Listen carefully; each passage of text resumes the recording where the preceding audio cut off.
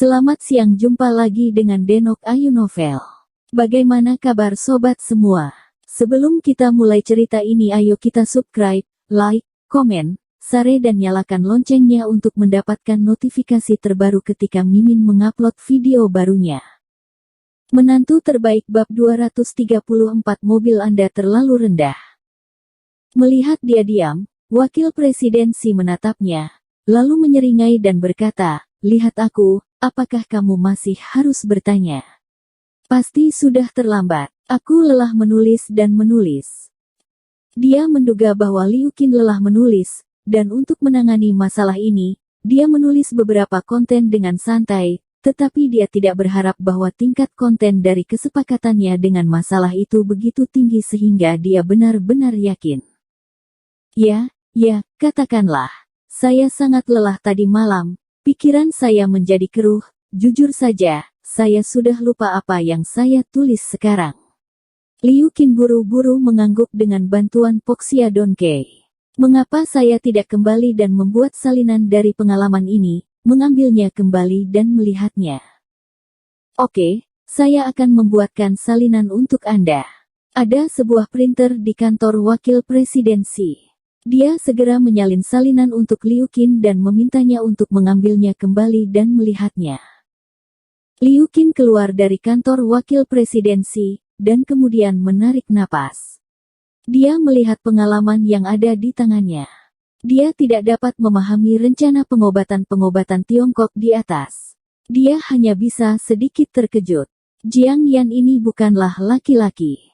Dokter, mengapa tingkat pengobatan Tiongkok masih begitu tinggi? Setelah kembali ke departemen mereka, Liu Qin langsung pergi ke meja Jiang Yan, menamparkan meja, dan berkata dengan dingin, "Saya memberi Anda beberapa tip, apa yang telah Anda tulis. Saya katakan, Anda pelajarilah penyakit dalam dengan baik. Di masa depan, jangan lakukan hal-hal mencolok seperti itu. Lupakan kali ini. Lain kali kamu berani menulis omong kosong, aku akan melepaskanmu sekarang juga." Setelah berbicara, dia segera berbalik dan pergi, karena dia sedikit bersalah. Bagaimanapun, dia dihargai oleh wakil dekan karena apa yang ditulis Jiang Yan. Dia memarahi Jiang Yan terutama untuk menakutinya dan mencegah Jiang Yan mengungkapkan pengalamannya. Isi dalam buku itu mematahkan citra elit yang baru saja dia buat di benak Wakil Presidensi. Faktanya, dia tidak tahu bahwa Jiang Yan juga bingung, karena dia tidak menulis isi dari pengalamannya. Melihat Liu Qin sangat marah, dia segera memarahi Lin Yu secara diam-diam, menebak bahwa Lin Yu pasti telah menulis sesuatu secara membabi buta, tapi bagaimanapun, Lin Yu juga begadang malam untuknya, dia tidak terlalu peduli, dia hanya berhasil mengatasinya. Tapi yang tidak dia ketahui adalah bahwa kerja keras Lin Yu untuk satu malam sangat menguntungkan orang lain. Sore harinya, Shen Yuxuan bergegas ke ibu kota sesuai jadwal, dan Zhou Chen bersamanya. Dia mengemudikan Ferrari Lin Yu, Zhou Chen mengemudikan Lamborghini-nya, dan dua karyawan yang mengemudikan shift bersama mereka telah dikirim pergi olehnya. Oke, cukup cepat. Lin Yu turun untuk melihat mereka dan sangat senang melihat dua wajah yang akrab ini, dia sangat baik. Boom, boom, boom. Shen Yuxuan menginjak pedal gas dengan kedua kakinya, dan Ferrari langsung meraung dari belakang. "Bagaimana kalau, Jiarong, kangen kami?" "Yuxuan, tetaplah rendah hati, ini ibu kotanya." Zhou Chen mengingatkan dengan hati-hati. "Ada apa dengan Jingcheng? Saudara kita di Jingcheng masih menginjaknya." Shen Yuxuan berkata dengan agak agresif. Dia datang ke ibu kota kali ini, tetapi dia datang dengan ambisi dan dia terikat untuk menjadikan He Ji Feng Yuanxiang orang nomor 1 di Tiongkok.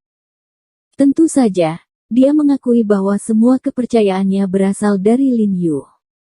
"Apa yang kamu bicarakan omong kosong? Dinding memiliki telinga." Zhou Chen melihat sekeliling dan mengingatkan Shen Yuxuan. Lin Yu tidak bisa menahan senyum. Zhou Chen masih sangat berhati-hati kali ini. Dia tidak bisa menahan senyum, "Tidak apa-apa, biarkan Yuxuan mengatakannya." Dia benar. Nama kita akan berdering di seluruh ibu kota cepat atau lambat. Zhou Chen tidak bisa membantu tetapi menggelengkan kepalanya dan tersenyum pahit, dan berkata, Jiarong, mari kita katakan itu, kali ini saya di sini untuk menjadi perusahaan dengan Yuxuan, dan saya akan membantu Anda mengirim mobil dalam perjalanan. Saya harus cepat kembali besok. Aku datang jauh-jauh, mari kita bermain selama 2 hari lagi. Lin Yu mengerutkan kening dan buru-buru membujuk, tidak peduli seberapa sibuknya, tidak akan lebih buruk selama 2 hari. Tidak, ada kekacauan besar di rumah yang menungguku kembali untuk mengatasinya. Zhou Chen menggelengkan kepalanya tanpa daya. Lalu kapan kamu akan membuka perusahaan pelelanganmu ke Beijing? Lin Yu bertanya dengan rasa ingin tahu. Ini, aku akan memikirkannya. Melihat kalian semua ada di sini, aku tidak bisa membantu tetapi memiliki ide untuk datang. Zhou Chen tersenyum dan melihat sekeliling ibu kota yang ramai, dengan kerinduan tertentu di matanya. Saat makan malam, ketiga bersaudara itu menceritakan masa lalu setelah makan. Lin Yu membawa mereka ke klub Yunjin dan memanggil He Jinqi. Ketika saya mendengar bahwa Shen Yuxuan dan Zhou Chen adalah saudara baik Lin Yu, He Jinqi sangat hangat dan sopan, meneriakkan, Gesuan, dan Gechen, memberi Lin Yu banyak wajah. Kakak kedua, apakah kamu melakukan sesuatu padaku hari itu? Kenapa aku tidak mabuk setelah minum begitu banyak alkohol? He Jinqi dengan penuh semangat mendekati Lin Yu dan bertanya, karena Wan Xiaofeng dan Li Qianhao ada di sana malam itu. Dia tidak bisa bertanya langsung pada Lin Yu. Hitunglah kau pintar. Lin Yu tersenyum, tidak menyembunyikannya, mengeluarkan botol obat kecil yang dibawanya, menjejalkannya ke tangan He Jinqi. Aku akan memberimu 1, dan aku akan menjauhkanmu dari mabuk 1000 gelas. Hanya, berikan saja ini padaku. He Jinqi menatap Lin Yu dengan kaget.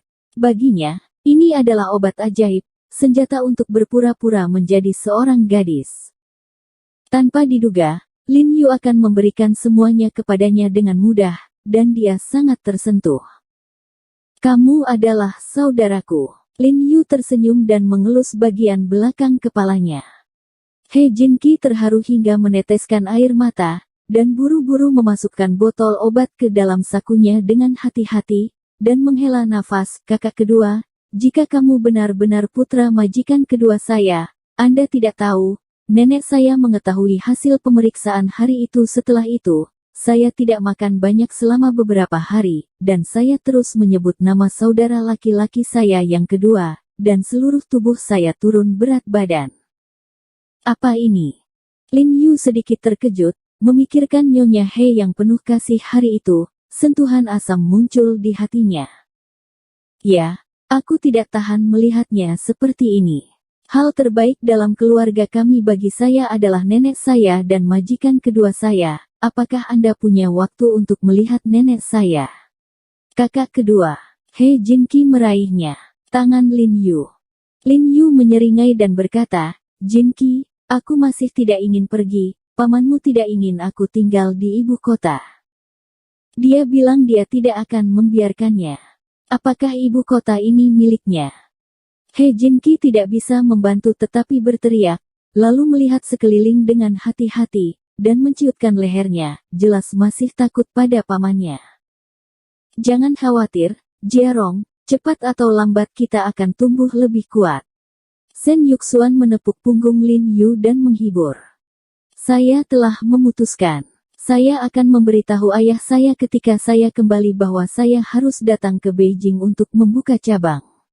Zhou Chen juga mengangguk dengan penuh semangat, dan memutuskan untuk datang. Hei, Jinqi, kamu mengatakan bahwa tuan keduamu sangat baik padamu. Orang macam apa dia? Bisakah kamu memberitahuku tentang dia? Lin Yu tidak bisa menahan rasa ingin tahu ketika dia menyebut He Zizhen. Dia pada dasarnya telah bertemu dengan orang-orang dari keluarga He, tetapi dia belum pernah melihat majikan kedua dari keluarga He ini. Dia bahkan hanya tahu sedikit tentang dia, jadi dia secara alami penuh dengan keingintahuan. Ngomong-ngomong tentang majikan kedua saya, Itu luar biasa, kecuali kakek saya orang yang paling hebat di keluarga kami. Itu juga yang paling mirip kakek saya di generasi orang tua saya. Ketika He Jinki menyebutkan guru keduanya, dia langsung bersemangat. Tuan kedua saya akan menjadi tak terkalahkan ketika dia pergi ke sekolah, dan dia akan menjadi yang pertama dalam setiap ujian. Hal yang sama berlaku untuk memasuki akademi militer dan masuk tentara. Tidak ada yang bisa mengalahkannya. Ini akan selalu seperti ini. He Jinki berkata dengan bersemangat dan mengacungkan jempol. Hati Lin Yu hancur, dan itu sudah berakhir. Kakak Jiarong jelas bukan anak dari Ryehe, dan tidak pernah mewarisi Iki atau kemampuan.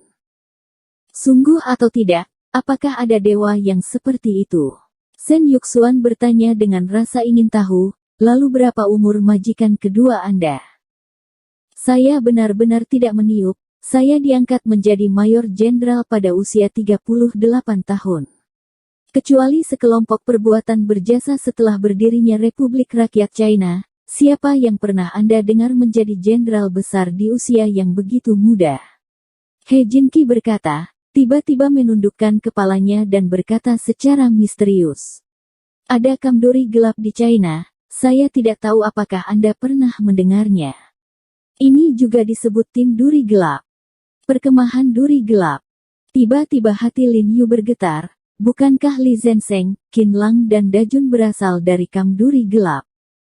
Saya tidak tahu. Sen Yuxuan dan Zhou Chen menggelengkan kepala dalam kebingungan.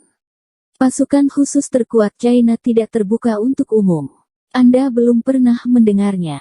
Itu normal. He Jinki menepuk dadanya dan berkata dengan bangga, Tuan kedua saya, kepala kam penikaman gelap. Penampilan bangga itu, seolah-olah dia sendiri adalah kepala kam berduri gelap. Kam duri gelap adalah pasukan He Rye.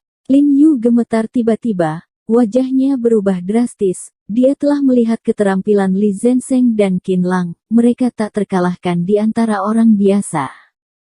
Bahkan jika Anda bertemu seseorang di sekte mendalam, selama Anda memiliki benda retak di tangan Anda, itu tidak akan merugikan. Apalagi mereka semua adalah prajurit yang sudah pensiun beberapa tahun, dan skill mereka sudah melewati masa puncak. Di masa puncak, mereka tidak tahu betapa menakutkannya kemampuan mereka. Ryehe ini ternyata adalah orang yang bertanggung jawab atas seluruh kamduri gelap. Betapa menakutkan keberadaan ini. Lin Yu tidak bisa membantu tetapi menjadi sedikit cemburu. Tidak heran keluarga He adalah keluarga terbesar di ibu kota. Jika He Rye menentangnya, maka dia akan mendapat masalah. Kakak kedua, ada apa denganmu? Melihat Lin Yu sedikit tersesat, He Jinki buru-buru memanggilnya. Oh, tidak apa-apa, kalau begitu aku harus menjemput adik iparmu.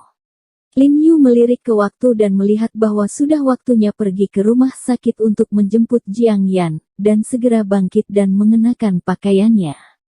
Jinki, kamu akan bersama mereka untukku.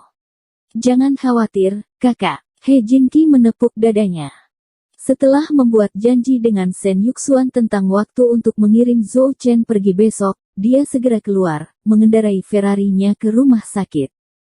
Karena parkir tidak diperbolehkan di pintu masuk rumah sakit, dia memarkir mobil di pinggir jalan di depan persimpangan, dan kemudian berdiri di pintu masuk rumah sakit, diam-diam menunggu Jiang Yan, memikirkan tuan kedua dari keluarga He di benaknya. Apakah hari ini pagi sekali? Suara Jiang Yan tiba-tiba datang dari belakang, dan Lin Yu tiba-tiba pulih, dan tersenyum pada Jiang Yan, ini cukup pagi, ini bukan jam 10. Oke, ayo pergi, atau sebentar lagi tidak akan mudah naik taksi. Jiang Yan memutar matanya dan meletakkan tangannya untuk pergi keluar. Oh, ini pasangan mudamu lagi, menunggu taksi. Kali ini, Liu Qin kembali mengendarai BMW X6 berwarna merah terang dan berhenti di samping Lin Yu dan Jiang Yan. Karena mereka tidak bekerja dalam jangka waktu tertentu, maka bertemu mereka adalah hal yang wajar. Hari ini, mobil Liu Qin juga memiliki seorang wanita berusia lebih dari 40 tahun duduk di kopilot, yang merupakan Direktur Kebidanan dan Ginekologi. Jangan menyewa taksi hari ini, pergi, masuk ke dalam mobil, dan aku akan mengantarmu. Liu Qin berkata sambil tersenyum, dengan nada sarkasme. Jika bukan karena Direktur Kebidanan dan Kandungan, dia tidak akan repot-repot mengirimnya. Lin Yu memandang wajah munafik wanita itu, teringat pergelangan tangan yang sakit dalam tulisan tadi malam, dan tiba-tiba terengah-engah, melirik mobil Liu Qin, dan berkata dengan acuh tak acuh, "Dokter Liu, kebaikan Anda dihargai. Mobil Anda agak rendah kualitasnya, jadi kami tidak akan menerimanya." Bersambung. Terima kasih kepada kalian yang telah menonton video ini. Jangan lupa tekan tombol subscribe-nya dan nyalakan notifikasinya untuk mendapatkan video-video seru lainnya dari Denok Ayu Novel.